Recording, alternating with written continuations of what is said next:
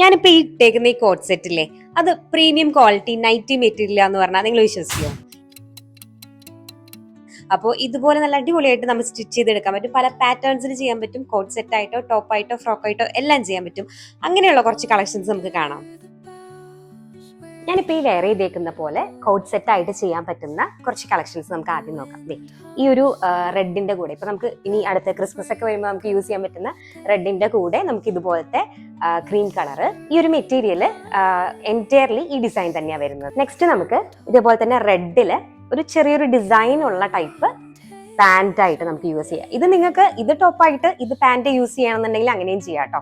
ഇതും നമുക്ക് all over same ഡിസൈനാ വരുന്നത്. ഇതിന്റെ പ്രിന്റ് വരുന്നത് ഇതുപോലൊരു പ്രിന്റ് ആണ് ഇതിൽ വരുന്നത്. നെക്സ്റ്റ് വന്ന് ഒരു വെറൈറ്റി കോമ്പിനേഷൻ ആണ്. ഒരു ഗ്രേ ആൻഡ് മെറൂൺ ആണ് നമുക്ക് വരുന്നത്.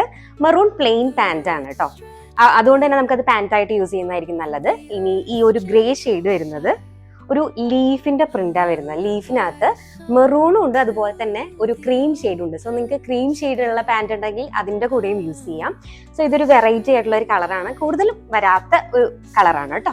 നെക്സ്റ്റ് തന്നെ അതിലും കിഡിലൻ ആയിട്ടുള്ള ഒരു പീസ്, ഇതേ ഗ്രീനിന്റെ കൂടെ പെയർ ചെയ്യാൻ പറ്റുന്ന, ഗ്രീൻ പ്ലെയിൻ പാന്റിന്റെ കൂടെ പെയർ ചെയ്യാൻ പറ്റുന്ന ഗ്രീൻ ആൻഡ് ഒരു എന്താ പറയുക, ഒരു ബ്രിക്ക് റെഡ് ഷെയ്ഡ് വരുന്ന ഒരു പ്രിന്റ് ആണ് ഇതിനകത്ത് വരുന്നത്. ഇതിൽ ചെറിയ ചെറിയ പ്രിന്റ്സ് ആണ്, ലീഫ് ഉണ്ട്, അതുപോലെ ഒരു ചെക്ക് ഡിസൈൻസ് ആണ് ഇതിന്റെ ഓൾ ഓവർ ആയിട്ട് വരുന്നത്.